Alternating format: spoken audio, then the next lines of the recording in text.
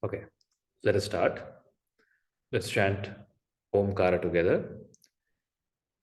Om.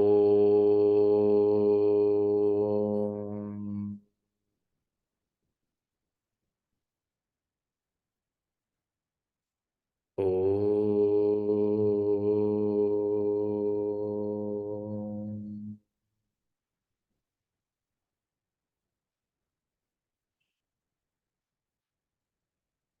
Om.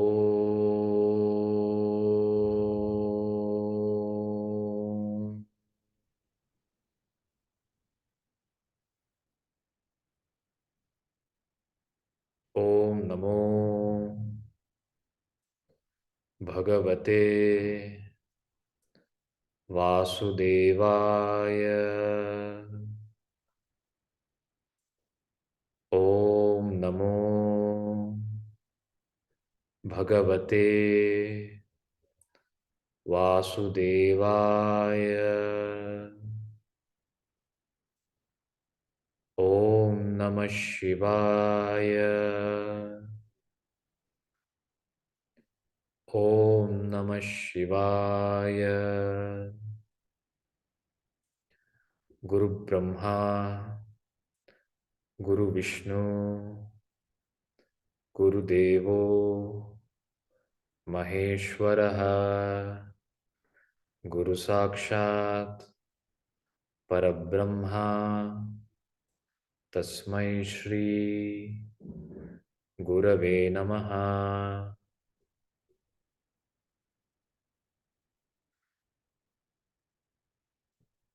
Let us offer our pranams to the Guru Parampara.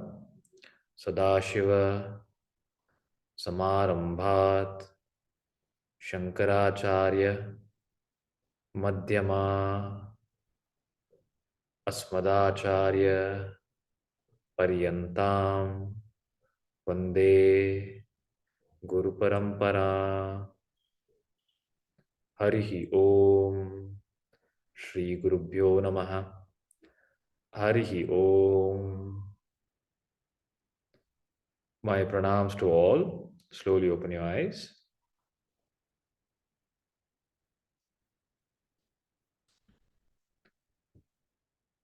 So today we'll continue. So in the previous session, we had started the chapter 2 of the Gita, which is Sankhya Yoga. We covered what happens, that Sri Krishna and Arjuna continue their dialogue. Sri Krishna brings, Sri Krishna scolds Arjuna as to why he is behaving the way he is behaving, and he sheds some light. Then Arjuna reorients and he surrenders to Sri Krishna and he seeks wisdom from Krishna. He tells him, please teach me. Please teach me what is right, what is wrong, what is dharma, what is adharma, and please help me. When then Sri Krishna starts the teaching of Sankhya Yoga. In the previous session, we understood what is Sankhya Yoga, okay, and what is Karma Yoga. So what do you remember from the previous session? Kavin?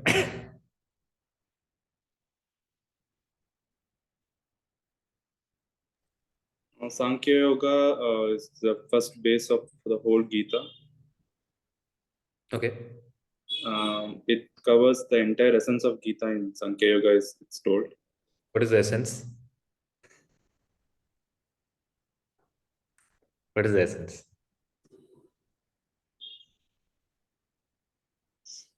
I don't remember exactly. Rashmi, what is the essence? Sorry, Guruji, I'm yet to catch up the previous thing. I couldn't watch it. Anita, what is the essence? Is it Tattvamasi? The essence of all scriptures, entire spirituality, all the spiritual teaching is only one. And this is the only thing that you need to remember. There's nothing else you need to remember, recollect, or understand apart from this.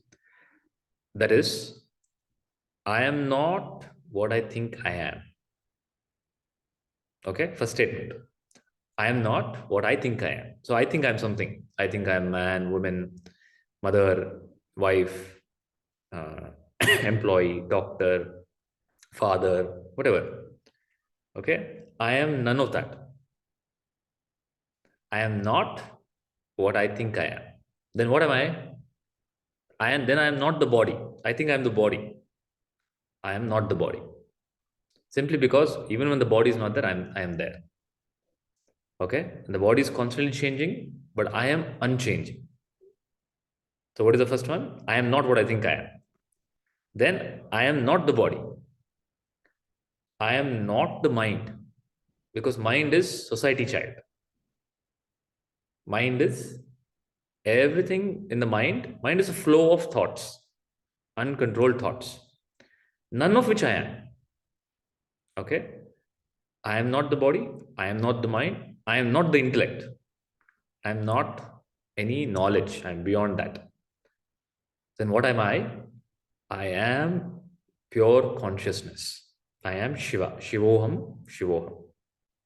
This is the essence of Bhagavad Gita, Upanishad, any spiritual teaching. This is the essence. This is the end of the spiritual journey. Okay, every pathway ultimately comes to this. This is the end point. What is it? I am not what I think I am. I am not the body. I am not the mind. I am not the intellect. I am pure consciousness, which is Shiva. Okay. Any doubts? Is that clear? This is the essence of all spiritual teaching. And this is the message of the Gita. This is called, that's why I told all chapters in with Brahma Vidyaya Yoga Shastre Sri Krishnajana Samvade. This is the Brahma Vidya. This is the teaching, final teaching. The teaching is of who I am. So the purpose of all spiritual journey is to understand who I am. Who am I? Okay? And this is the end. That's why it's called Veda Anta. Veda Anta means the end of all knowledge. This is not to add more knowledge to you. Okay, after the Bhagavad Gita, after the Bhagavad Gita program, now I know Bhagavad Gita. Okay, now I know, like I knew so many other subjects, medicine, science, language and history and everything. Now I know one more subject called Bhagavad Gita. No. This is the end of all knowledge, meaning it's not to add more knowledge to you. It is to make you realize who you really are. What is that real I? Okay? And that is the teaching of Sankhya Yoga, or that is the essence of all spiritual teaching. Is that clear? Yes. This is the highest and final teaching of who am I. This is called Atma Gnana, or self-knowledge.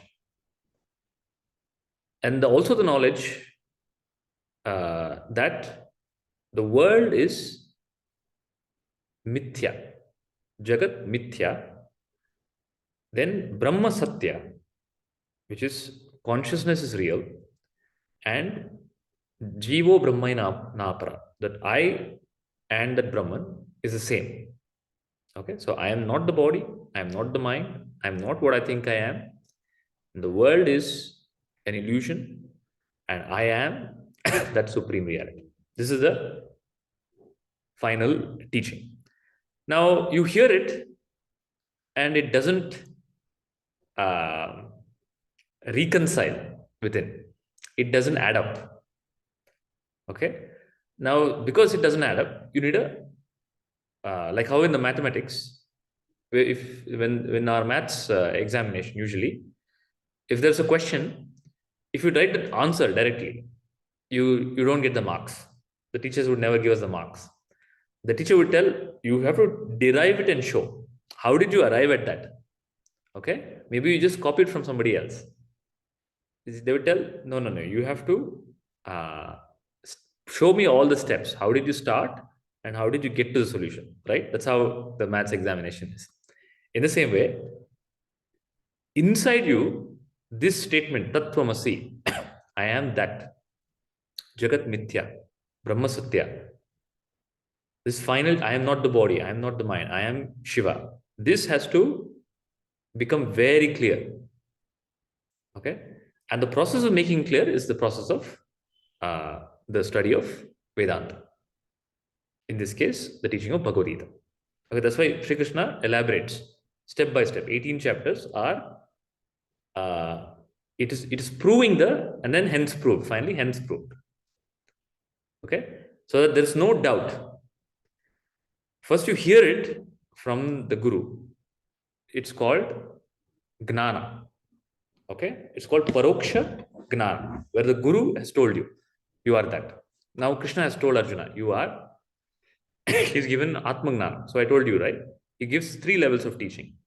He gives the spiritual teaching that you are Atma and everybody else is Atma. They cannot be killed. Atma is beyond death.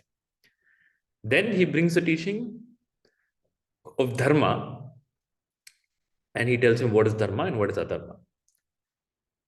Then Arjuna doesn't understand. So Krishna elaborates.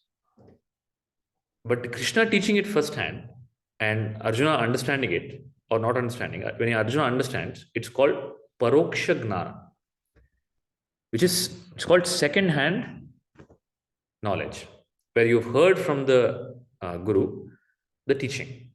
Is it clear? Paroksha Jnana.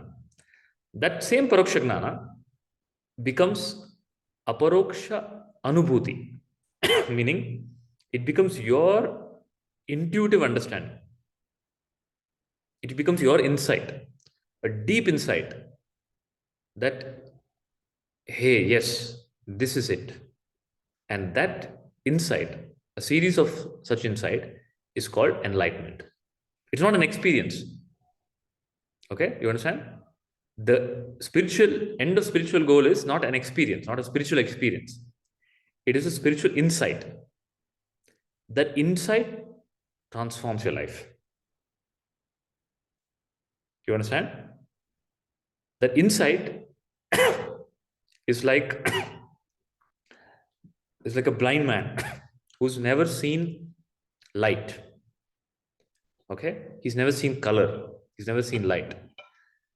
Now, any explanation given about color, so there's a color red. How will you explain to a blind man what is red? Okay? Whatever explanation you give, he's never able to perceive or understand it. Okay? But the surgeon does some correction in his eye and the blind man is able to see. Then he says, I know now. That intuitive knowledge is called Jnana, Atma Jnana. It's called enlightenment. That's why it's called light, enlightenment. Enlightenment means inner light of intuition. What intuition? It's an intuitive understanding of who I am. That I am that supreme reality. And that the world is an illusion. It's an intuitive understanding. Okay? Now the intuitive understanding, aparoksha anubhuti, will not happen without paroksha jnana. Okay? Will not happen without the correct teaching given to you. It's a way of giving that teaching, which is called a prakriya, which is what Sri Krishna is doing. So the entire Bhagavad Gita is a process of explaining, passing on this paroksha jnana, and then finally Arjuna says, yes, now I get it. You understand? Then we discuss Karma Yoga. What is Karma Yoga? I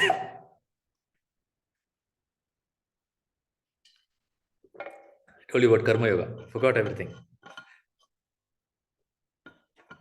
Okay, so we'll quickly go revisit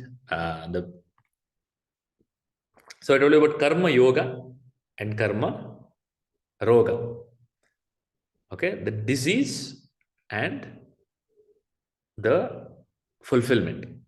So karma is like a double-edged sword. Okay, the action that you do can either liberate you or can either cause you suffering. Like the knife can be used to kill somebody, okay, or in the right hands, it becomes an instrument of repair and bringing somebody back to life. So the same tool called karma can become a roga when it is used wrongly, and when it's used in the right way, that itself becomes your upliftment. But it's a science that needs to be learned. So the science of karma yoga is what Sri Krishna is teaching to Arjuna. And what is the karma of Arjuna now? His karma is his dharma now. He has to perform his duty as a warrior, as a kshatriya, which is to fight in the battle. And he has to fight with the intention of winning, with the focus on victory, and he has to fight in the battle. Now, it has become roga. He doesn't even want to fight because he doesn't want to take up that action. Okay, before people experience, no, before going on stage, or before getting married, or before doing something very important, just before the actual event, they get cold feet. Have you heard of cold feet? Ever had cold feet? So you've prepared very well, everything is ready, everything is done, but there's some inner uneasiness opens up. Okay, so people run away from the wedding, people don't go onto the stage. They've prepared for it, everything is set up, they don't go into the examination. But if they're forced, they forget everything that they have learned. Okay, some deep sense of fear. The karma has become roga. It is backfiring. Okay, when it is supposed to be your creative expression, your process of upliftment, it's becoming pain. So for Arjuna, the war he needs to be enthusiastic about, he's depressed about it now. Okay, and where is he depressed? He's on the battlefield and he's depressed. Okay, he's already made the journey till the battlefield, and then he's told Krishna, take me to the center of the battlefield, and Krishna drives him to the center of the battlefield.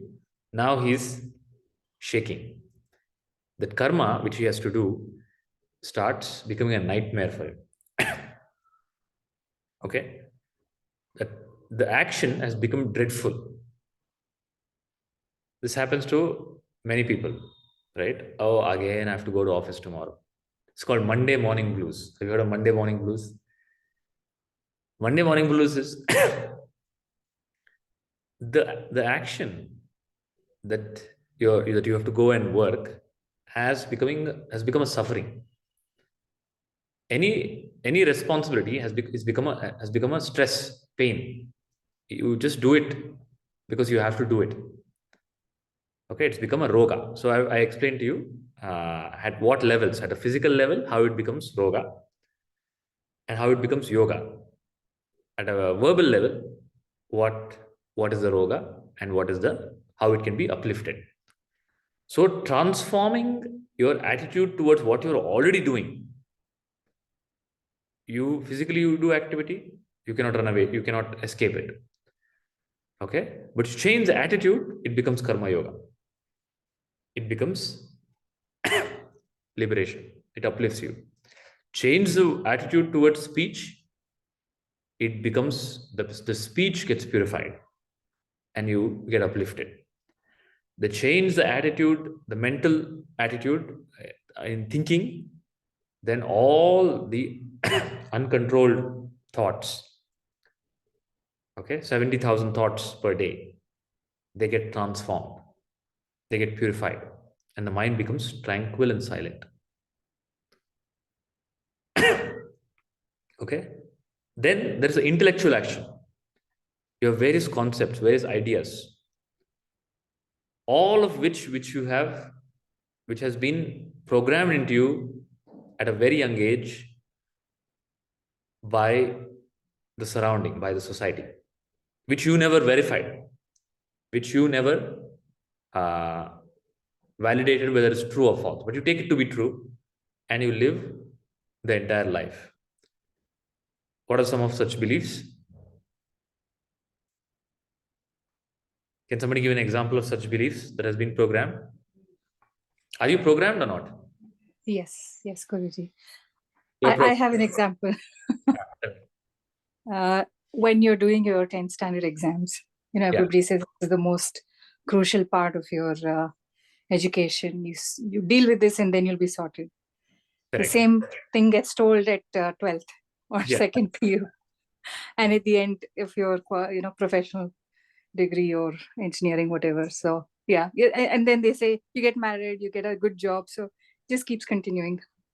Keeps continuing, and the goalpost keeps moving. Okay? Because the one who is telling you, he or she himself has not reached the goalpost. Okay? So you are getting led by, so it's called blind leading the blind.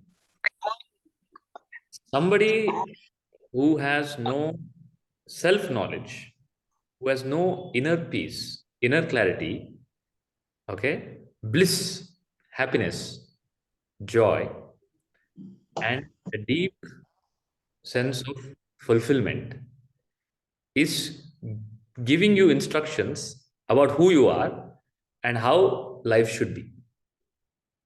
Okay, so this is what I covered in the first chapter about society child, where the society, and when does this programming happen?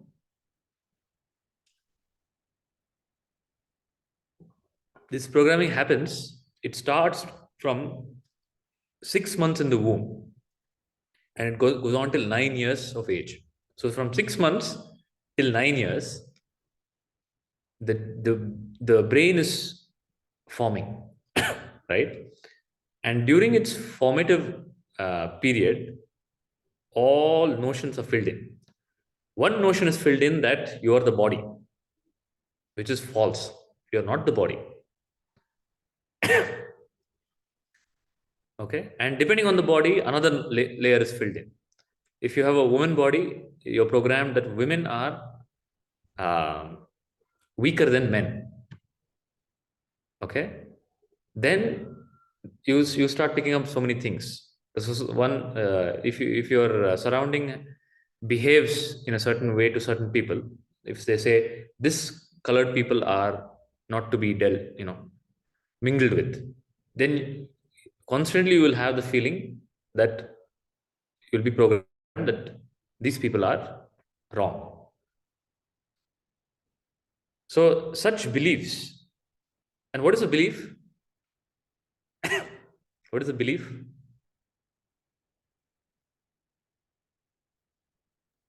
Something which we do not know and make conclusions. Belief is I don't know, but I assume and I move forward. Okay, I don't know, but I make an assumption and I move forward. Now that's okay if the belief is empowering. Okay, let's say the belief is also double-edged. It can be empowering or it can be disempowering. Please understand. Anybody in the world who's successful, okay, has overcome their disempowering belief and they have nourished their empowering belief. Do you understand what I said? So, and what you believe is how your experience of life will be. So, if you believe something, only then you will move. Okay? And what you believe creates your life. So, if you have to change your life, what should you change? If you have to change your life, what should you change? Our belief A belief. And where is the belief? in our mind. Belief, the mind has two parts, conscious part and subconscious part. Where is the belief? Conscious part or subconscious part? Subconscious part. Belief is in the deep subconscious. It's a deep part of the mind, and that you have no access to right now. You don't even know what beliefs you have pushed down your system. Okay, you only know them when they come as thoughts inside you. So this is the cycle. Okay, first is the starting is ignorance. The child doesn't know who or what it is. There is a lack of self knowledge. Okay, in that lack of self knowledge, a wrong or some other knowledge is put. The child starts getting programmed. Okay, first it starts getting programmed with I told you, in the womb. Depending on the mother's emotions, the child gets programmed. So if the mother is disturbed, that's why in Sanatana Dharma they say when the lady is pregnant, for each period, each month, there is some practices which will put in the right beliefs into the child. So you listen to bhajans, or you listen to harikathas, you read certain empowering things. So all this builds self-confidence and brings light into the child. Okay, from the age of 6 months. But you don't do that. The mother is watching horror movies. Okay, or the mother is stressed, or the mother is disturbed, and thoughts and feelings of the mother, they affect the child. The child also picks up those patterns. It's called prenatal education. It's your first education. Okay, then you are born, you start interacting with the world. If you're fortunate enough to be in a place where you have wisdom, typically in olden times, the family was bigger. So there's aunt, uncle, grandfather, grandmother, everybody in the one same house. So the child would get so much attention and stories and nourishment from so many people. Okay, now the child is left in the crib. So when the child is left in the crib, whenever it's hungry or it cannot speak, whenever it needs something, it cries. And it cries and cries and cries. Nobody comes to it. What is the belief that gets programmed to the child? What is the inference the child makes?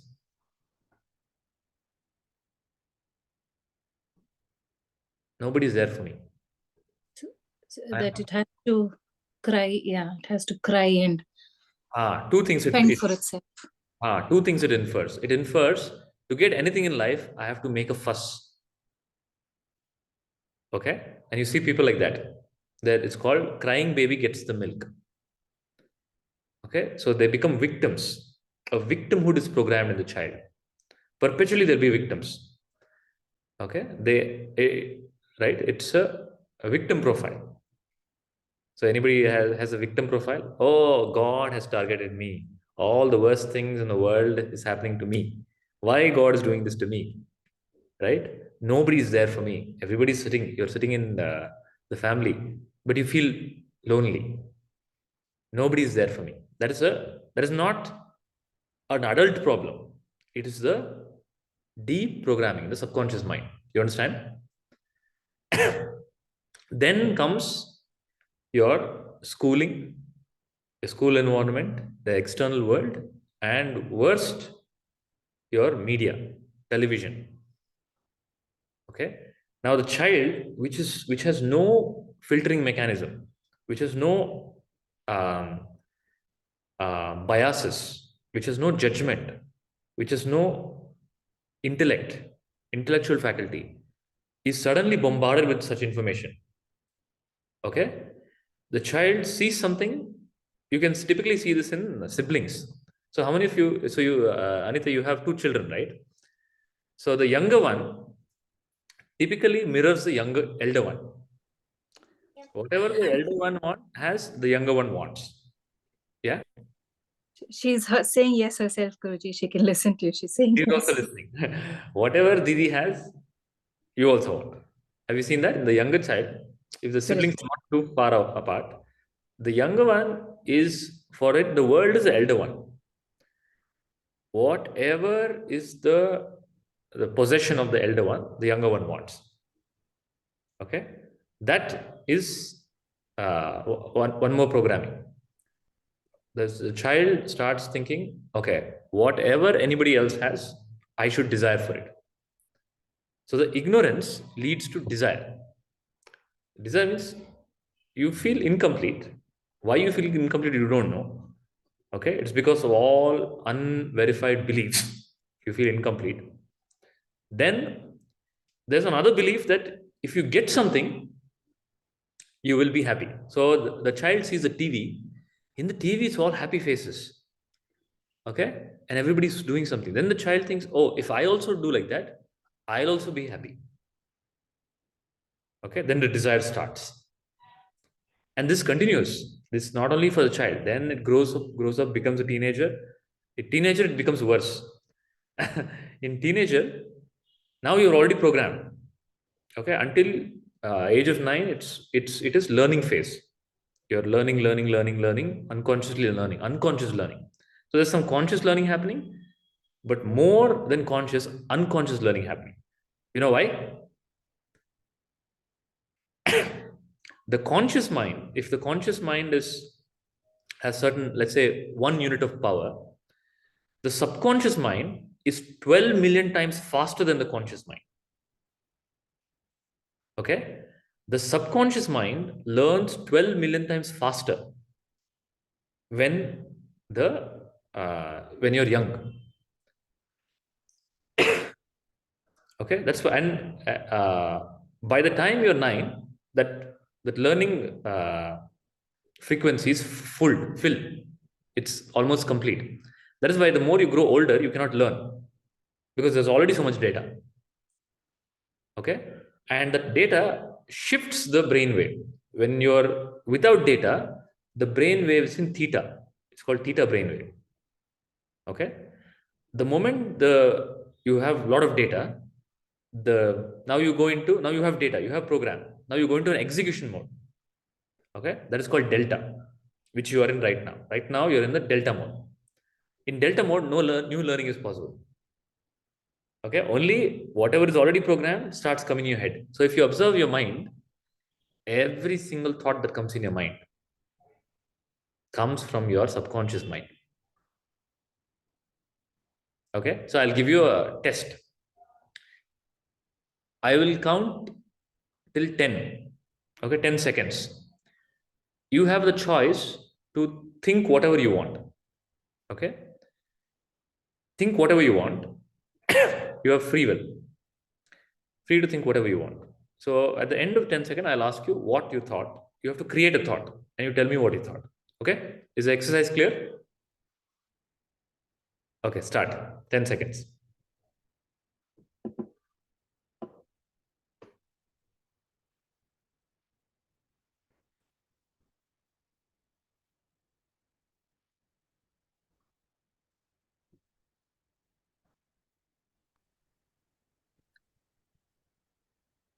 Okay, done. Anita, you missed it. Yes, Guruji, I did. What did you miss? No, I didn't miss it. I heard you said 10 seconds to have a Tell me, what do you think? thought. Immediately went to how the day will be tomorrow at work. How the day will be tomorrow at work. Okay. Seema, what did you think?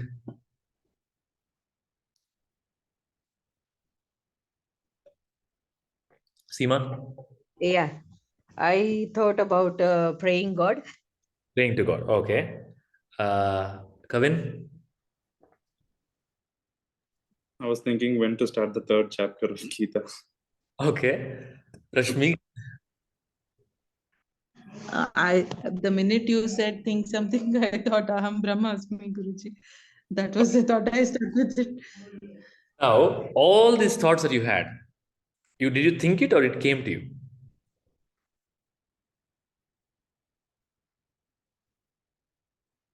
I think it came to us. I can't say. Came to us, yeah. It came to you or you thought it? It came to you. It came to you. It came from where? From the subconscious mind. Yes. Okay. So practically, all the thoughts that appear in your head are nothing but recycled garbage from your subconscious mind. Okay. Now, some part of that data is useful. Okay. There's a utility value for some part of the data, some part of it, very less. But most of it is garbage. Okay. The spiritual journey is, how can I get rid of this garbage? Because it's distorting my life. These wrong beliefs, wrong thoughts are distorting my experience of life. Because in life is very simple.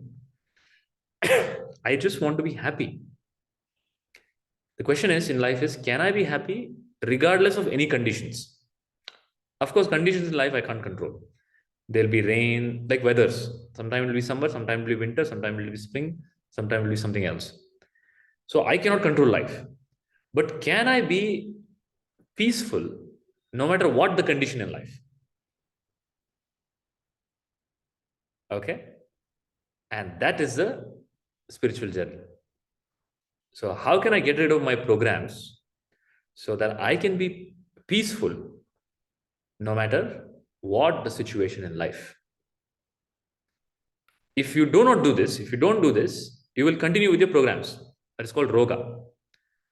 Okay? Your ignorance will lead to some desire which you think you have. Okay? But it's not, please understand, all your desires are not your desires. The child has a desire. I need to eat ice cream. Is it the child's desire? The child's desire is hunger. But I want to eat ice cream. Is it the child's desire? Hunger is fundamental. It is not a desire in that sense. It is a need of the body. But I want to eat ice cream. That is a programming. You understand? So the ignorance leads to programming. The programming leads to desires and thoughts. And those desires and thoughts will lead you to do some action. Unconscious action. Okay? And that will give some result. Okay? And that result will again program you to, it will become, that result will again reinforce that program. Okay? So somebody saw the teenager sees on the TV or somewhere his friend is smoking. Okay? And he looks so cool. So then there's a desire. I also want to look cool. Then he also starts smoking. Okay? What happened? The unconsciousness led to an action. The action gave some result because that nicotine created some temporary excitement, joy, or ecstasy in the body.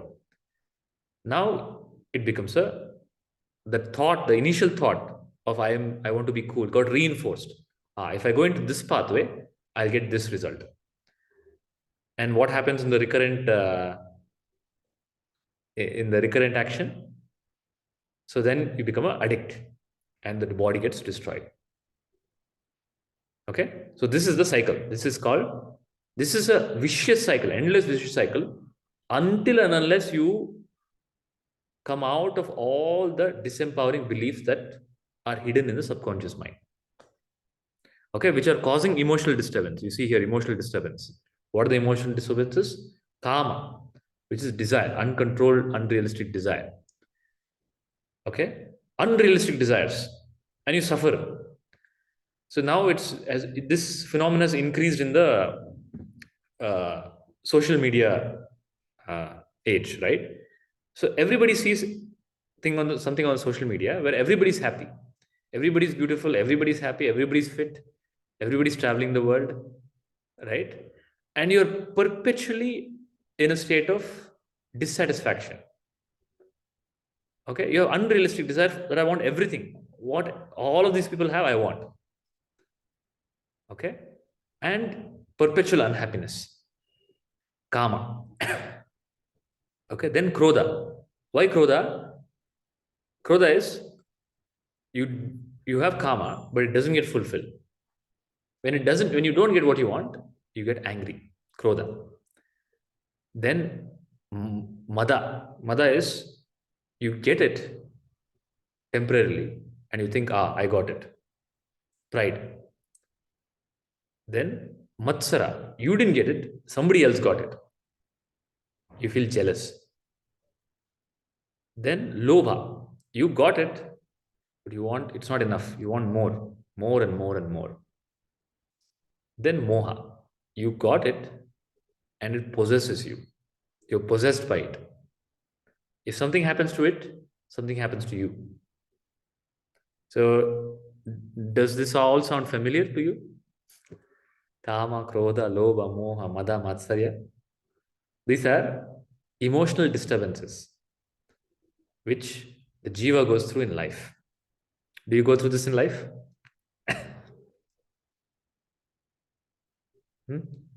Anita? Yes, Guruji. So this, is there a way out of this? Can I be free from emotional disturbances? And the answer is yes. How is now the teaching of the Karma Yoga? How you can be free from disturbances? So you have to shift from a karmi and a karma yogi. What is a karmi? A karmi is a robot. Think of a karmi as a biological robot.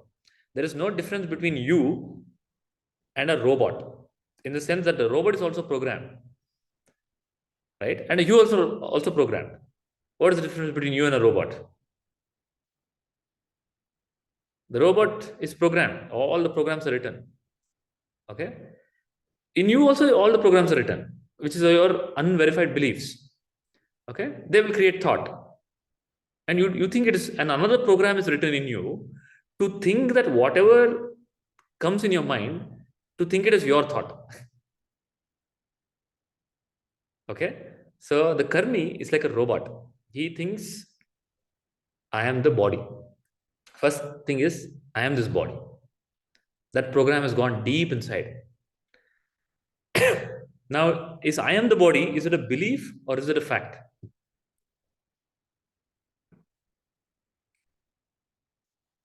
Belief. Why is it a belief?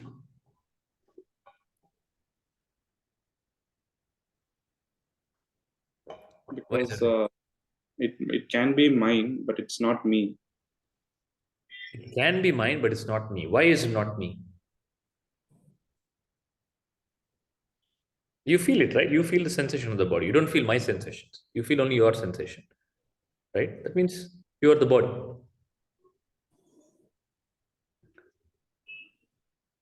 I am not the body because During sleep, I am still there. My body, I can't sense it, but I'm still there. I'm still there. So I am not the body simply because my body is constantly changing. Okay? The simple fact of life, and this is, I'm only talking about the waking state. In the waking state, the body is constantly changing. Then you change the state itself, where in the dream state you have a different body altogether, a dream body. And in the dream body also you have sensations. Okay? So you're in your 24 hours in the day, you are changing your bodies, but you are not changing. So I am not the body. I am the body is a false belief. Now, is this belief empowering or disempowering? The belief that I am the body, is it empowering or disempowering? Anita?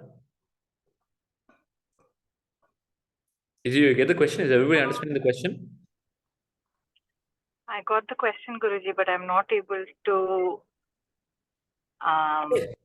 come with a response. Is it empowering? It is empowering because nothing is permanent, and if No. you're not well, you can recover. Yeah. The question is, first is, you understood that I am the body is a belief. I am Correct. not. The thought that I have, the feeling that I have, I am the body is a program. It's a program. Now, is a empowering program or disempowering program? It is a disempowering program because body has limitations. I don't have limitation. I am imposing a construct of the body on me, which is infinite. Obviously, it is disempowering. And it makes me feel like an individual. It makes me feel separate from the world. Okay? It makes me feel helpless, limited, when my nature is infinity and oneness. So the karmi is deeply rooted in the thought that I am this body. Okay, it's called dehabhimana. Okay, dehabhimana. This body is me, and so attached to the body. Something happens to the body, you become depressed. Okay, first you are so happy. I am the body. The thought gives you so happiness when you are a teenager or a young woman. Everybody's looking at you. Wherever you go, you are the center. Everybody's watching, looking at you. You like the attention. Ah, everybody's looking at me. Then after a few years, nobody's looking at you. Okay, then you wonder why nobody's looking at me. You feel hurt. Then people come to you and start calling you auntie, auntie. Okay, then it hurts very much. Okay, first, because I am the body, as long as I am the beautiful young body, it is giving me joy, happiness. But for how long? For how long? 10 years, 20 years? By the time you're 30, it hits you that, okay, now I'm outdated body. You understand? Does it happen? So, Kavin, you're still young. You've still not experienced it. Already my nephew is calling me uncle, so it hurts. Nephew is calling you uncle. Yeah. So, I am the body. Body is constantly changing. Body is going through so many changes. And it causes hurt. So, the karmi is, I am the body. And for him, the world is a place of enjoyment. He or she wants to extract as much happiness as possible with the body. Okay, the purpose is clear. I am here to enjoy the world. Now that agenda of I am here to enjoy the world causes constant stress. Because how much can you enjoy in the world? Right? If somebody tells, oh, I like running. How much can you run? I like eating. How much can you eat? After 2 plates, you're full. Oh, I like sex. How much can you indulge? Okay, I like anything, any sensation, any pleasure. How much can you do it? And if you overdo it, it becomes disease. I like chocolate. Eat more of it. I like sweets. It becomes a disease. Okay, so the karmi without understanding this, the karmi engages in the world, tries to extract joy from the world, but in the process, only gets stress. But the karma yogi, he is different. He understands, first of all, he understands, I am not this body. But I've been given this body, it is a vehicle of the divine. You understand? What is the attitude of the karma yogi? This is called Brahma Ratha. My body is an instrument to serve the Lord. So the attitude, the belief is, this is the empowering belief. Okay? Which is this is actually not a belief. I am not the body is not a belief. I am not the body is the truth. Okay? Then there's something empowering. That this body is an instrument of the divine. Paropakaram idam shariram. This body has been made to serve the world. I have been put here to contribute to the world, not to extract from the world. You understand? So what is the difference? I've been put here to take from the world. What is the attitude? It is the attitude of a beggar. You're a beggar. You're a karma roga. The roga is you're begging. The karmi is always begging. Oh, somebody give me happiness. Please give me happiness. Please give me happiness. Oh, spouse, please give me happiness. Children, please give me happiness. God, please give me happiness. Right? No matter who you are, you're only begging. So there's a beautiful story in the a life of a Sufi master. So there's a Sufi master in the village. He, the village has some need, some sort of development activity, and they need money. So the villagers, they say, they request the Sufi master. He's close with the emperor. They tell, go to the emperor and please ask him some money. So the Sufi master thinks, okay, it's a good this thing for the village development activity. I'll go to the emperor and ask. So he goes to the emperor. The emperor is doing his prayer. Emperor is praying, "Oh Lord, you have given me such a big kingdom, but there are so many enemies that I have. Please destroy them and please expand my kingdom." Okay. The moment the master hears this, he starts leaving. Then somebody tells the master has come, he's leaving. Then the emperor runs to him. He tells, "Why are you leaving?" The Sufi master tells, "I came here to ask you to give some money for some development activity in the village. But I saw you are only a beggar. You are begging from the God. God, please give me some more land, some more. If you are begging from God, I can directly beg from Him. I can directly ask Him. Why should I ask you? In fact, I am closer to Him. If you want something, you tell me, I'll ask Him." And he leaves. So everybody, the attitude of the karmi is begging. I want, I want, I want. I want more power. I want more property. I want more something. But the attitude of the karma yogi is giving. What can I give? Okay. So from a beggar consciousness, the karmi is a giver consciousness. So karma yogi is a giver. He understands, and the beauty in life is, the karma yogi has understood the principle in life. The more you give, the more you grow. The more you give, the more you grow. You understand? So, and all the people who have made money who have understood this, they have understood this. If I have to make money, I have to bring money in other people's lives. So you look at everybody who has money, the richest person on the planet, Jeff Bezos. What is his business? His business is of enabling other businesses to make money. Amazon platform. It's a seller's platform. Okay. So the principle in life, Karma Yoga is understood is, the more I give, the more Lord will give to me. The more universe will give me. Whatever I give. If I give joy, more joy comes in my life. If I give teaching, more teaching comes in my life. If I give value, more value comes in my life. You understand? So you have to move from a beggar consciousness to a giver consciousness. So whatever you want, you start giving it. Let's say you want love. You become the source of love. You start giving out love. Okay? You become a source of love. Then more love flows through in your life. So look at Mata Amrita Annamai, right? She goes on traveling throughout the world, only hugging people.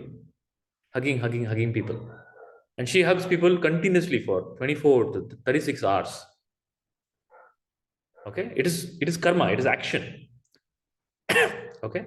And that action, it brings so much joy. So thousands and thousands of people come together to see her. You understand? She's not begging. Otherwise, you beg.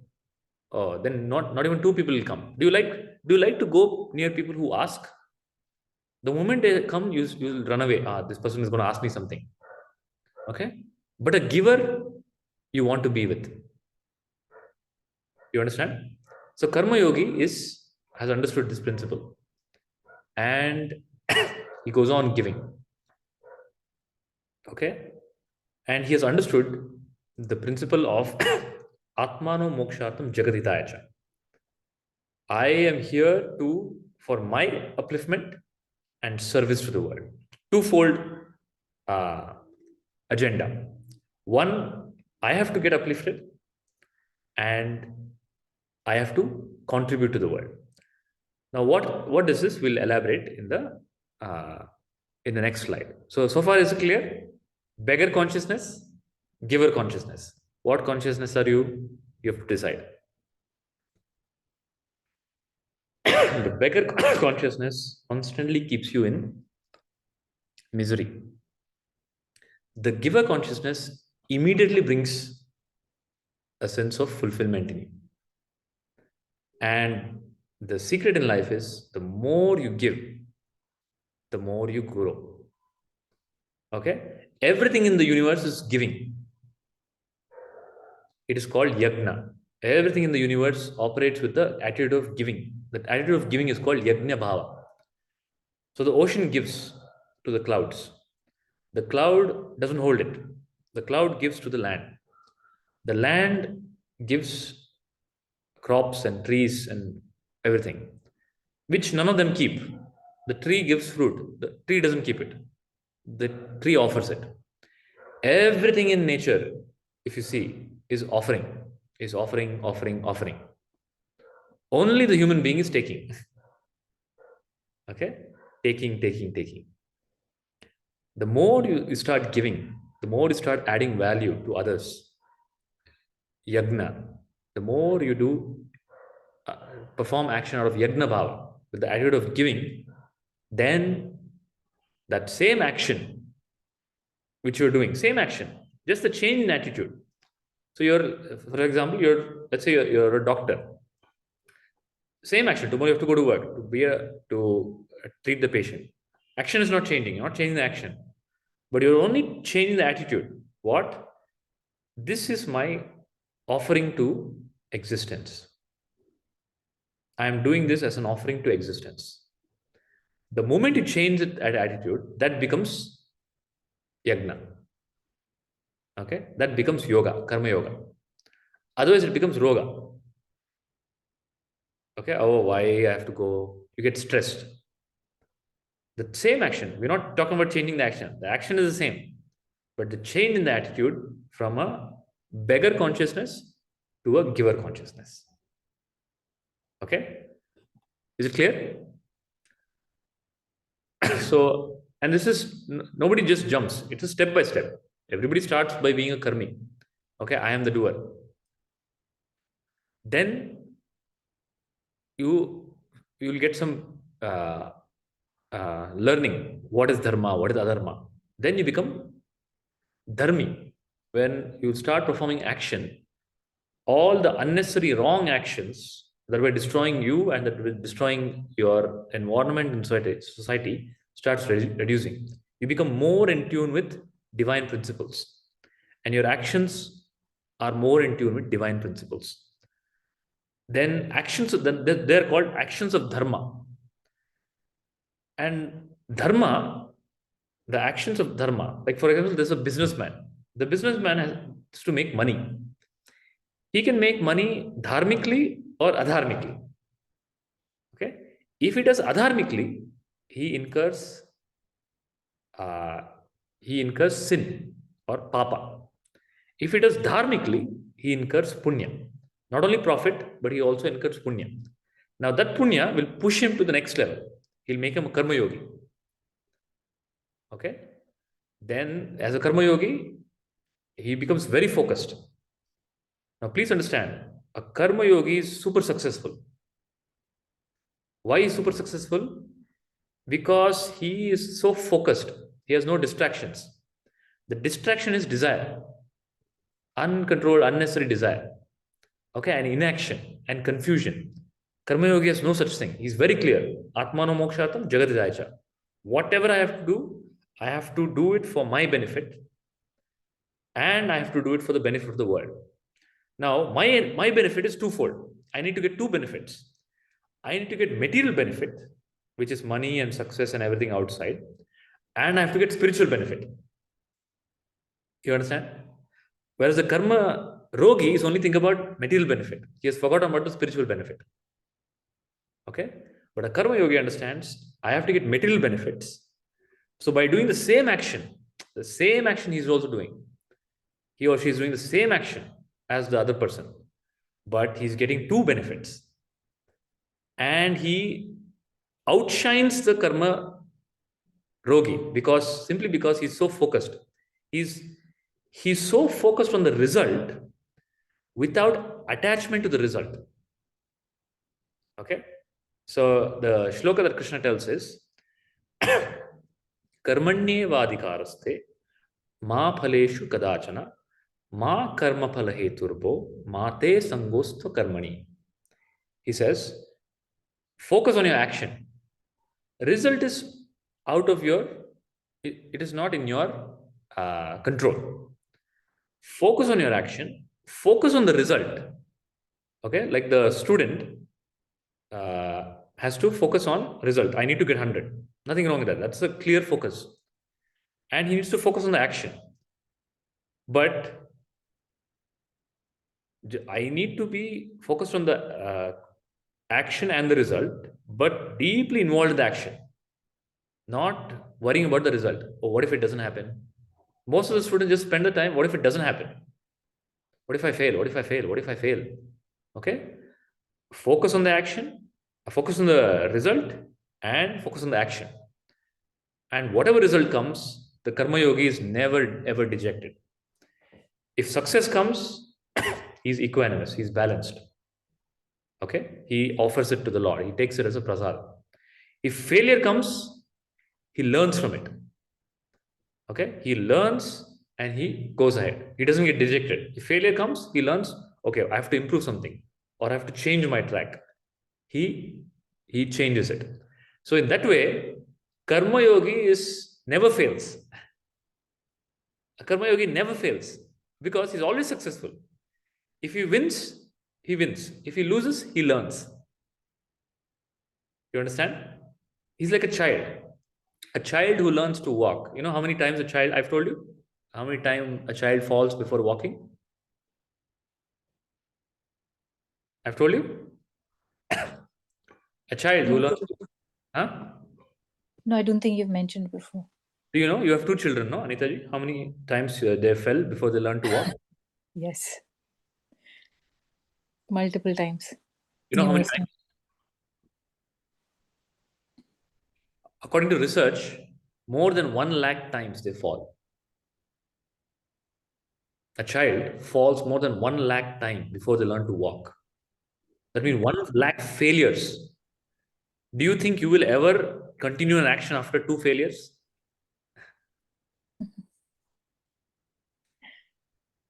Right? 2 times you fail at something, you will be dejected. You will not even go that side. 3 times you go. Okay, 10 times. 10 times you fail, you will not continue. The same thing with Thomas Alva Edison. Thomas Alva Edison failed 25,000 times before he got the light bulb. Okay? But somebody asked him, you failed 25,000 times. How? Then he tells the answer, no, I didn't fail 25,000 times. I learned 25,000 ways how not to do it. Okay? The karma yogi is persistent because he's so focused on the goal. The child is focused. The child has no concept of success and failure. Okay? For it's so focused. I have to walk, I have to walk. It keeps trying. Now imagine if you had that ability. Do you not think you'll be successful in life? It is the fear of failure that is not making you successful. Do you understand? It is the fear of failure what is keeping you at where you are right now in life. So Arjuna is inactive right now because of the fear of failure. Krishna is telling, don't worry about failure. You act. Okay, you focus and you act. You leave the result to me. And when somebody focuses with such focus, when they act, typically they succeed. Simply because, like you think of in your corporate environment, somebody who's just focused on work. Okay, he might be there for 5 hours or 2 hours or 3 hours or 6 hours. But if he's focused, he will achieve more than somebody who's there for 16 hours. Okay? Most people are there, they're watching their phone. Okay? Then they're taking tea break. Then they're taking that break, this break, doing gossip. the energy is dissipated. But somebody who's focused, okay, even if he or she works for a small time, they hit the bullseye. Okay, so the Karma Yogi, he does action. And what does he do? What is the purpose? He's doing his Yajna. He's doing it as an offering to the Lord. And he's telling, by doing this action, I am getting purified. I'm getting two benefits. I'm getting material benefit and I'm getting purified. I'm getting spiritual benefit. I'm getting spiritual qualities, Shama, Dama, Titiksha, Uparati, Shraddha, Samadhana, Mukshatva. I'm getting all these spiritual qualities. I'm becoming a better human being. Then finally, this person gets Gnana, which is through a Sadguru. If he gets the Atma Gnana, that you are not the body, you are not the mind, you are Shiva, you are consciousness, he is known as a Gnani. A Gnani also does action. Krishna is a Gnani. Okay? Krishna is a Gnani. Now, when Krishna does something, who is doing it? When Krishna does something, action of Krishna is the action of the universe. Because there's no individual doer there. And every action of Krishna is for Loka Kalyana. There's no personal agenda. In the entire life of Krishna, if you see, all the actions that he did a lot of actions. Okay? And all the actions he did in perfection. If he plays music, he'll play music perfectly. If he dances perfectly. If he kills somebody, he kills perfectly. If he teaches, he teaches perfectly. Okay? He does everything wholeheartedly and completely with dedication. And he does it as an offering. He does it for Loka Kalyana. No personal agenda. That is also the action of the Buddha. The Buddha, before realization, Siddhartha was a prince. After realization, for 40 years, he dedicated his life to bringing peace to the world. That is called the action of a Gnani. The action of the Gnani has no karma phala, because there's no doer there. Okay? But the Agnani has karma phala. If he does good karma, he gets punya. If he does bad karma, he gets papa. Okay? But if he does with the attitude of yajna, he gets uplifted. He goes beyond punya and papa and he gets gnana. Is this part clear? So you can either be a karmi with a strong sense that I am the body and I am the doer. Okay? Or you can align to higher principles and you can bring dharma into your life. In whatever you're doing, you can bring righteousness, dharma, and that will give you punya. Okay? That will protect you. Or you can do everything with yajna bhava. Then you get three benefits. Material benefit, spiritual benefit, and you add value to the world. And that brings great upliftment and success, both inside and outside. Okay? So we don't know. Many successful people that we hear of could possibly be karma yogis, but we don't know. Okay?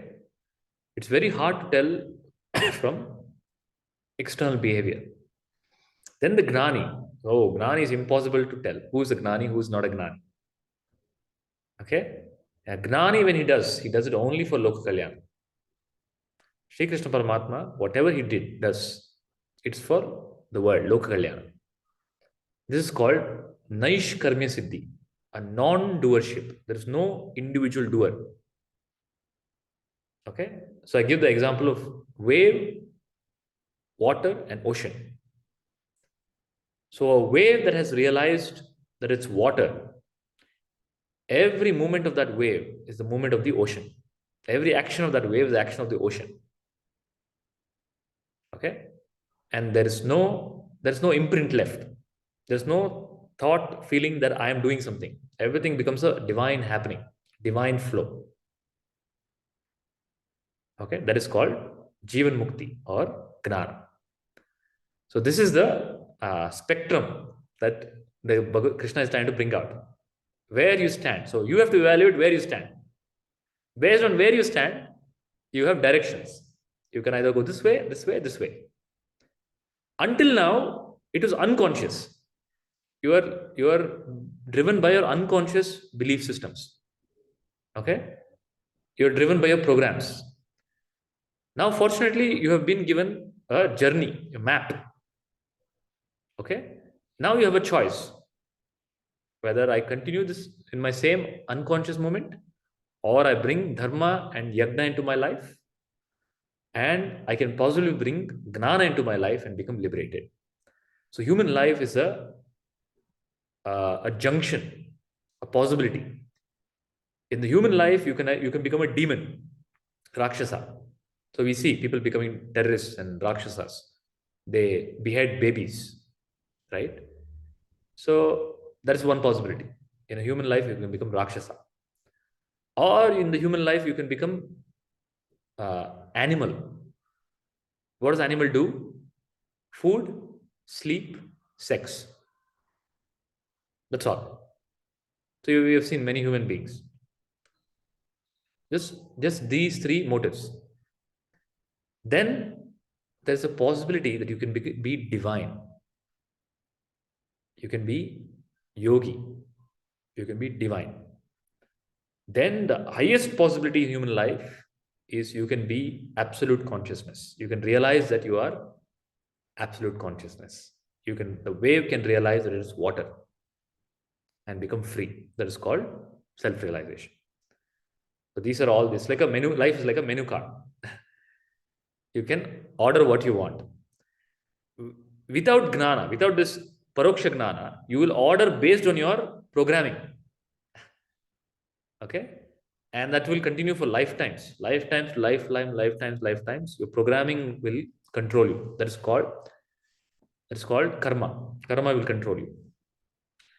Then with grace, because you do some in those life, maybe you did some good karma, you accumulated some good karma, you get grace, divine grace, which will bring the wisdom that there is more possibility in life, that I can be divine. My life can be divine, and divine can flow through me. That is the spiritual journey. Clear? Okay, so this I've already covered. I'll just cover once again the focus of the Karma Yogi. The Karma Yogi, first thing is he's clear about the goal. The one thing that makes all successful people stand out is the clarity in the vision. What is the vision? What is the highest vision you can have? Atmano mokshartam jagat hitayacha. My upliftment, which includes material and spiritual, and service to the world. So the Karma Yogi is focused on this mission. Atmano mokshartam jagat hitayacha. So this is the formula that you use for any decision making. By doing this, will Atmano mokshartam jagat hitayacha happen? Will my material and spiritual upliftment happen? And will the world get benefited? If the answer is yes, go ahead with it.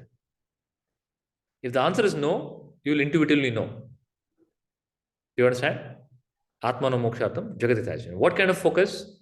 So Arjuna, there's a story, then Arjuna has to, there's a Matsya yantra. Matsya yantra means there's a fish. He has to shoot the eye of the fish, but he cannot look at the fish. Okay? He has to look at the reflection and then shoot it. And Arjuna is able to do it. Okay? That is the focus that Arjuna has. So the Karma Yogi is that focused on Atmano mokshartam and jagat hitayacha. He's so focused on the result, but he's not affected by the result. Okay? And that's why I told you earlier, right? That's why he's always successful. He or she is always successful. He never ever fails. There's no concept of failure. Now imagine you are free from the concept of failure. Does that change your life? Yes or no? Yes, Guruji. That changes your life, right? That alters your risk-taking appetite. That alters your expression. That alters your engagement with other people.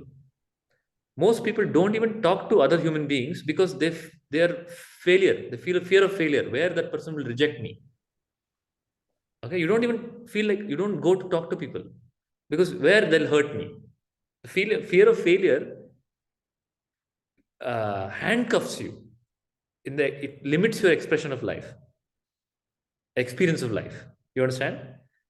Somebody who has no fear of failure. Okay, I don't care what that person is going to do to me. I will go and initiate a conversation. Right? Do you do that?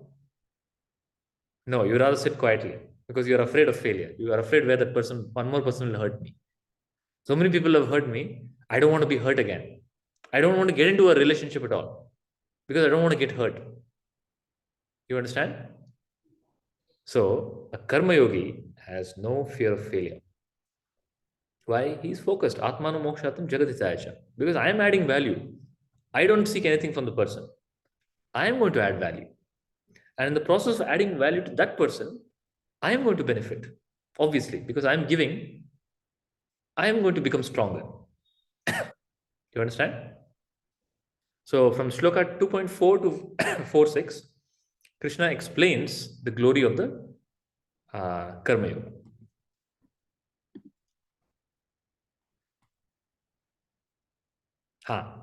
Then he says, after he tells about focusing on the, not getting attached to the result, which is karmanyevadikaraste ma paleshu kadachana. Focus on the action, focus on the result, but don't get possessed by the result. Then he says, yoga samatvamuchyate, means an equanimity in action. Okay, so the result is not in your control, but whatever result comes, accept it in equanimity and move ahead. So you hope for the best, you hope that you get the result. Okay, be optimistic.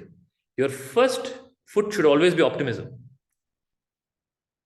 But most of us, first foot is always pessimism.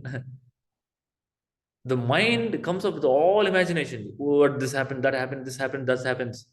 Okay, before even putting the step, the mind comes up with all strategies, all negative, pessimistic ideas. This happened, that happened, this happened, that happens. Okay, then that's how typically children are, no? Because they don't know about life. They only know pessimism. That's where the mentorship comes in. Okay, in sports, what we talk today, cricket match is happening. So we look at all these sports people, they do great things on the field, but we forget they all have mentors. Okay, they all have trainers. And what is the job of the trainer? The trainer's job is to keep the person focused on the end goal and to bring the optimism, to tell the player that focus on the action and you will win. Be optimistic. Now imagine the player starts with pessimism. No matter how well I play, I'm going to lose. Now you know the outcome of the match. Right? The Karma Yogi is like the player who's prepared, who's trained, who's focused, and who has a skill in action. So yoga samatvam and yoga karmashu kaushalam. Krishna tells yoga karmashu kaushalam is the Karma Yogi has understood one more trick. Another trick that another principle in life is that he brings skill in the action. Now you'll ask, what is the skill? I'm also skilled. I'm a very skilled painter, or I'm a skilled surgeon. I'm a skilled artisan, or I'm a skilled programmer. It is not the skill of work. It is the skill of doing the action. It is the skill of getting both material and spiritual benefit from the action. That's a skill that you have to learn. Like any other skill, like coding skill, you have to learn. Surgery, you have to learn. You have to practice. Right? Like any other skill, this skill also you have to learn by doing it. The skill of mastering the art of doing an action and getting uplifted by it, regardless of the result that it gives. That's a skill. That means it's like the casinos. Okay, has anybody been to a casino? The casino has understood this. The casino, or how the casino, if you win or if you lose, it doesn't matter. They always win. The house always wins. Have you heard of this? Whether you win or lose doesn't matter. But the house always wins. So, whether you get the result that you expect or not, but you always win. You're always successful because you get the spiritual benefit. Because you're doing karma yoga. So that is called skill in action. Not just a skill. You have a skill of cooking. But you add the attitude of yajna into that, it becomes karma yoga. Okay, I'm preparing this food not for my family. The one who is eating through my family is Narayana. Then that food becomes prasada. Okay, by transforming it into prasada, you have uplifted yourself. You have become divine. Okay, and the mind becomes peaceful. Another Krishna example that is here is this. You see these people, right, fighting. There's a art of fighting called judo. Okay, which Krishna also use the same format. So Krishna, when he goes to kill Kamsa unleashes two people, Chanura and Mushtikasura. So Krishna and Balram, who are very young children, they're teenagers, and they're very small kids. Chanura and Mushtikasura are wrestlers. They're like, think of them as like pro fighters, like MMA fighters, right? They're giants and they're killed so many people. But Krishna and Balarama are kids. But the kids, you know how they fight, how they win? They kill them. They kill Chanura and Mardana by you. So if Chanura and Mardana are forcefully coming at Krishna, Krishna will simply move and push. Okay? He uses the force of the opponent against him. So this is what a karma yogi does. He uses the force that is against him, against it. Okay? And there's no force in it. It's just gentle. So karma yogi doesn't work very hard. He works smart. Okay? And there's no concept of hard work for karma yogi because it's joyful work. Joyful work is not hard work. You understand? So, karma yogi, one, he's understood, Atmano mokshartam jagaditaya. Focus. What is the end goal? Then, yoga samatvam, a balanced, equanimous accepting of result. Then, yoga karmashu kausalam, a skillful way of doing it so that I get material benefit and spiritual benefit. And what is the skill? Is to use, it's like a judo.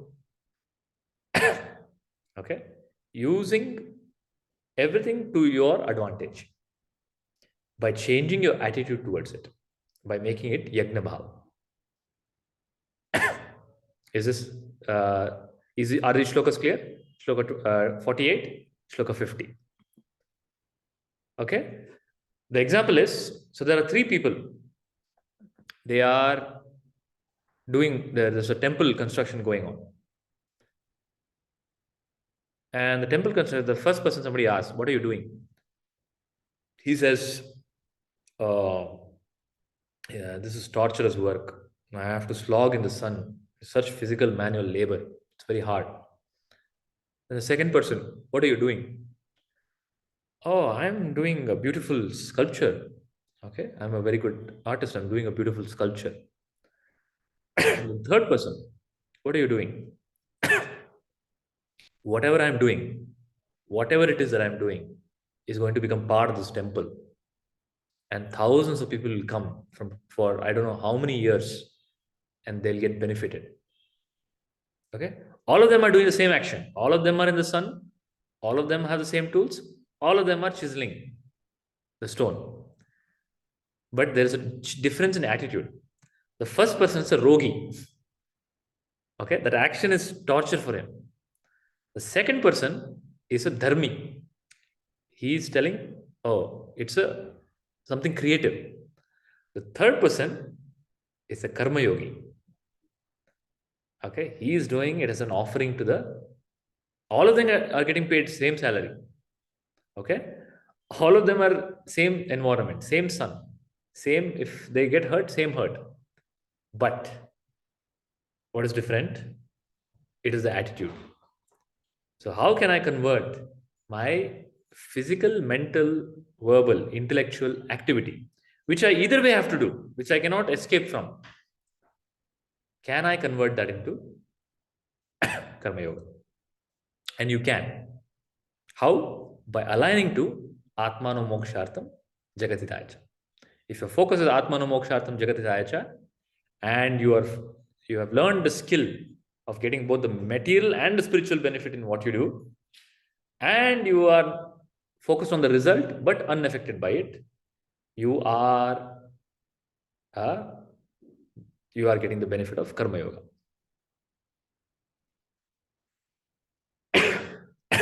Okay, so this I have covered. Now the last part of the Sankhya Yoga, which is shloka number 54 to 72, Krishna talks about the qualities of a enlightened being. Now till now he's spoken about karma yogi. Okay, now he's talking about a gnani. Okay, a gnani has gone beyond karma. Okay, the karma yoga has purified him. They purified this person, and this person has got the fortune maybe of meeting Sadguru and getting the wisdom of Paroksha Jnana, and he's also got inner intuition and he's become a Gnani. Why Krishna tells is, so why Krishna teaches about the Gnani is, Arjuna asks him, okay, Krishna has told him the spectrum, right? He's told him about Karmi, Dharmi, Karma Yogi, and he's told him about Gnani. Now Arjuna is curious. Arjuna asks him, how is a Gnani? Okay, what is a Gnani like? Okay, tell me, what are the qualities of a Gnani? Then Sri Krishna starts telling the qualities of a Gnani. So typically, when we tell Gnani or enlightened or liberated, Jivan Mukta, what is the image that comes in your head? You get some image, right, in your head. What is the image? Buddha. Buddha. Somebody sitting under a tree. Somebody who's left the world, sitting under a tree. Somebody who has a beard. Okay. Somebody who has some light coming out of the head. Okay. Somebody who has some magical powers. Okay. Typically, this is what you associate with Gnani. Okay. The Gnani has some light coming out of his hand. So, and what are all of these? Programs. Programs from your movies, programs from your TV serials, programs from your Amar Chitra Kathas, programs from whatever you've heard, right? But Gnani has no such external characteristics. Okay? What makes a Gnani is the internal characteristics. Gnani has nothing to do with external characteristics. He can have beard. It can be, first of all, it can be a he or it can be a she. Okay, he can be young. That person can be young or it can be old. Person can be rich or poor. Rich also. Person can be successful or a failure. Doesn't matter. There's no external criteria to tell somebody is a Gnani. Is it clear? The criteria is internal. And this criteria is told not for you to judge other people. Oh, is that person Gnani? Is this person Gnani? No. The criteria is told. First, one is to appreciate the Guru, to see the qualities in the Guru, your Karana Guru, and appreciate that. Then, to evaluate yourself, are these qualities in me? So, what are the qualities? The qualities, the fire in your life has reduced. What is the fire? So, First is earlier there was emotional disturbances. Now the frequency of the emotional disturbance has come down. That means you are up. That means you are uplifted. You understand? So I keep using the word uplifted, purified. Now I'm telling you what is the implication of that. The implication of that is, if you're uplifted, that means your emotional disturbances are lesser. Earlier, for everything you were getting angry. For everything, people have to check what is your mood to talk to you. Now, the emotional disturbances are lesser. Okay? Then the gap between the emotional disturbance, the disturbances have increased. Earlier, every day, 24 hours, you're disturbed. Now, once in a while, once a month I get angry. This is better than getting angry every day. Okay? Then, even if something happens, something hits you, you reorient very quickly. So in the comic books, there's a superhero called Wolverine.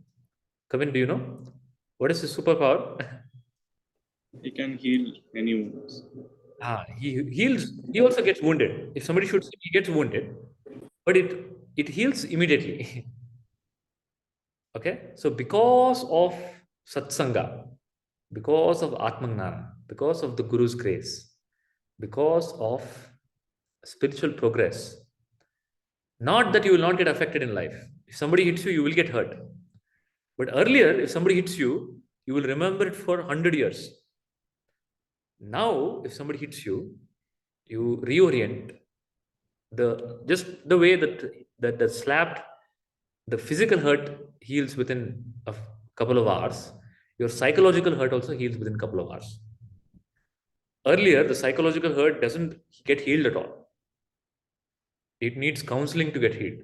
It needs medication to get healed. It needs alcohol to forget it. Right? People take drugs to forget all trauma. It needs so many things that destroys you to forget something. Now, the inner wisdom opens up, the inner light. In the light of the inner light, the disturbances disappear. That is the sign. Now, how will you measure this? Whether somebody has this or not, how will you know? You can only know in yourself. Okay? You understanding? Rashmi, Seema, Anita, clear? Yes, Guruji. Yes, Guruji. Yes, Guruji. Okay? So, the difference, and there's a difference between a Gnani and a Karma Yogi. The Gnani is not the Karma Yogi is not a Gnani yet. There's still some ignorance. He still doesn't have the wisdom that I am consciousness. There's still some traces of doership.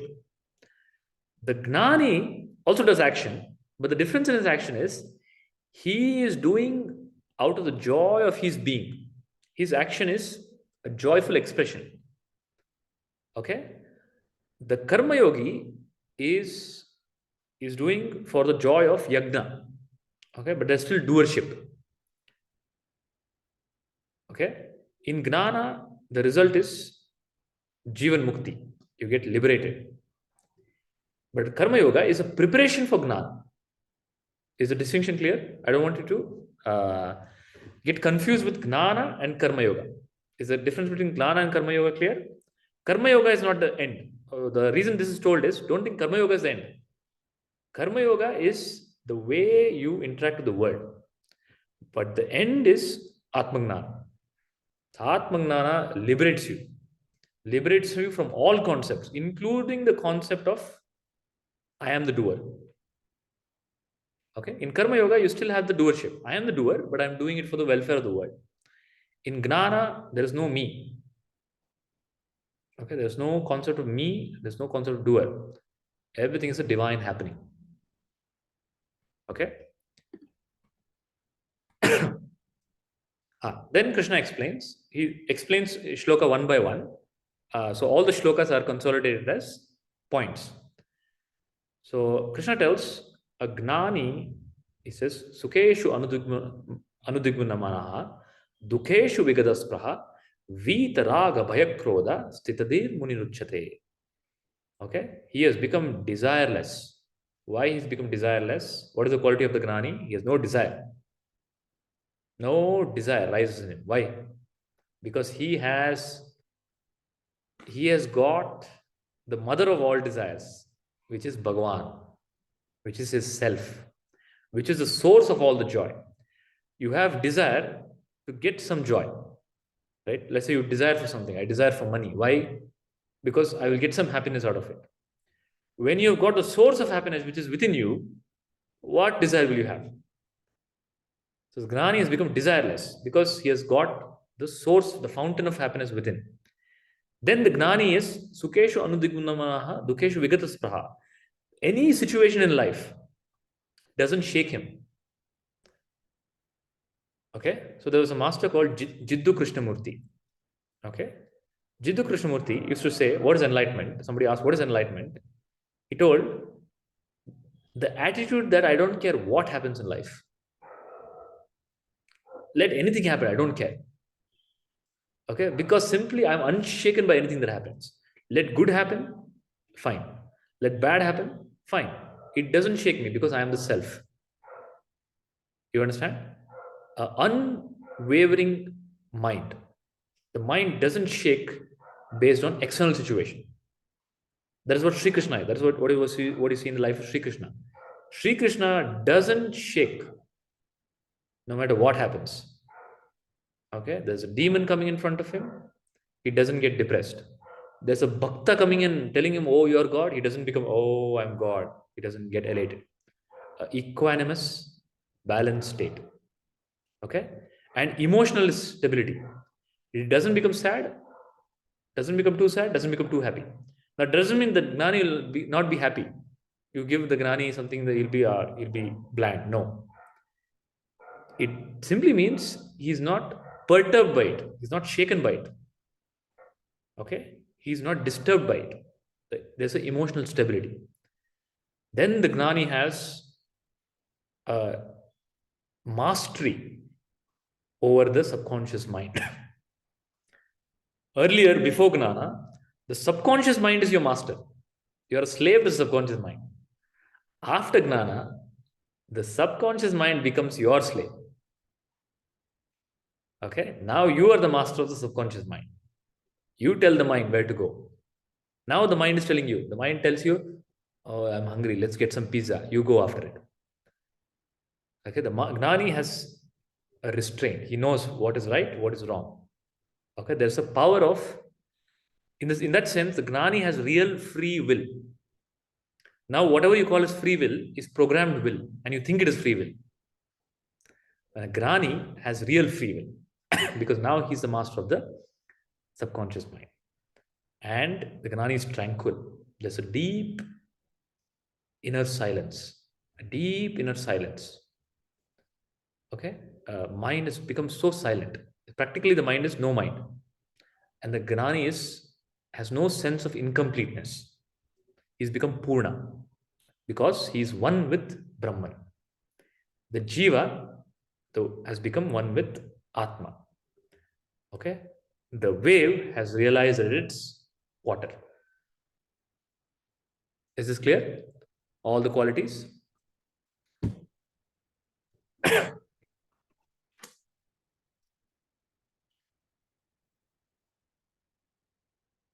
So the one shloka number 63, which is already covered in this. I'll just tell the shloka. Raga dvesha vimuktaistu. Free from raga and dvesha. Free from like and dislike. Vimuktaistu. Vishayan indriyaishcharan. Meaning he still moves with the sense organs in the world. Okay? But the only difference between him and Agnani is, Agnani also moves with the sense organs in the world. He perceives with the sense organs. Gnani also perceives with the sense organs. But the only difference is, the Gnani is anchored in the Atma. Atma varshe videya Atma prasadam adhigacchati. The Gnani is anchored in the Atma, whereas the Agnani is anchored in the Vasana. beliefs. Okay, subconscious mind. That is the only difference. Is it clear?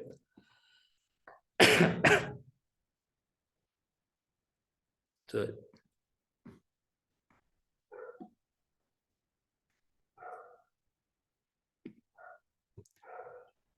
then the last important shloka in this chapter, which I think is one of the most important shloka in the Bhagavad Gita, is repeat after me. Ya Nisha Sarvabhutanam Tasyam Jagrati Sanyami Yasyam Yes, yeah.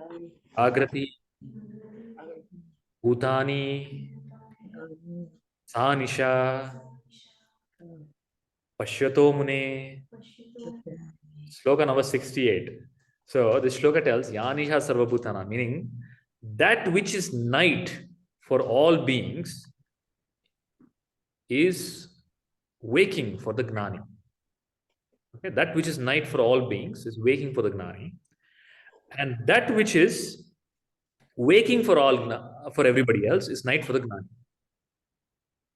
Okay, that which is night for the everybody else is day for the Gnani, and that which is day for the Gnani is night for everybody else. What does it mean?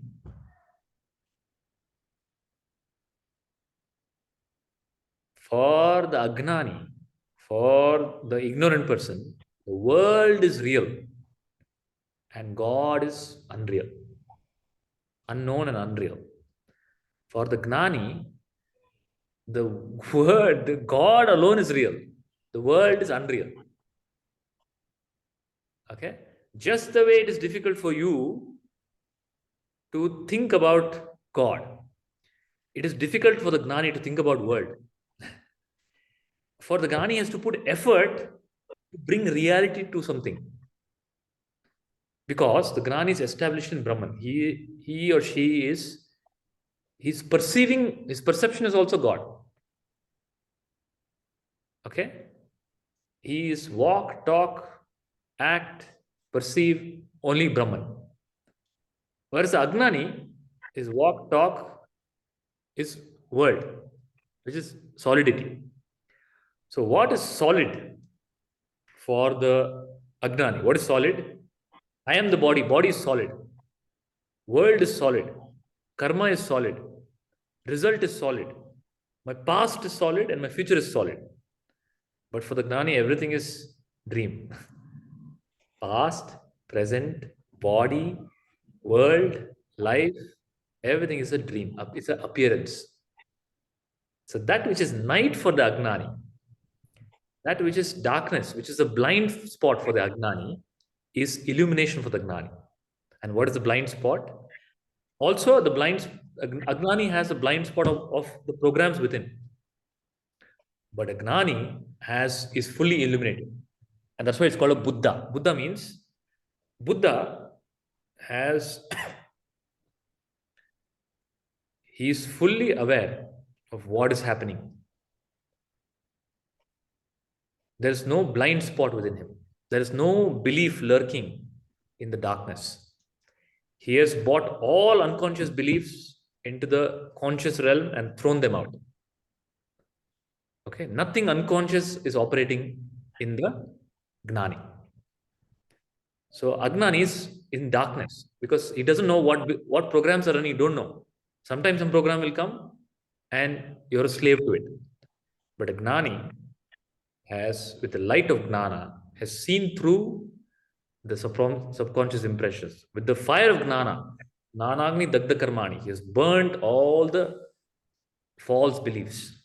And he's rooted in the truth that I am not the body, I am not the mind, I am not what I think I am, and none of these identities. I am Brahman. Okay? And this is a night for the Agnani. Okay? For the Agnani, God is an illusion, world is real. For the Gnani, Jagat Mithya, world is an illusion, Brahma Satya, and I am that Brahman. For Agnani, I am so many things. So Agnani is basically a chameleon. You know what is a chameleon? Yeah. In front of the husband, your wife. In front of the child, your mother. In front of the boss, your employee. In front of the patient, your doctor. You're a chameleon. You keep on changing. Right? Gnani is Brahman. But Gnani is like the actor. He's like an actor. He plays. He also is a father. He also is a mother. He or she is also like Krishna. Krishna is now a teacher. But he plays the role of a teacher knowing that he's not a teacher. You understand? A Gnani also acts in the world, but he plays the role. Versus Agnani who thinks he is the role. Is there a difference with playing the role and being the role? Okay. If you become the role, what happens? Creating identity with the role. If you become the mother, what happens? The child hurts you. But if you play the role of a mother, you play a very good role. You be more responsible, but you are unaffected by the role. Like a doctor. The doctor, he is a doctor when somebody else is on the operation table. When his own child is on the operation table, his hands shake. That is what happens when you play the role versus being the role. When you bring the role, when you be the role, when you are the role, when you become the identity, you get entwined. Then you cannot do the right thing. But if you play the role, you do the right thing. So Krishna plays the role. And that's why he can play many roles. Because he knows that I am none of them. You understand?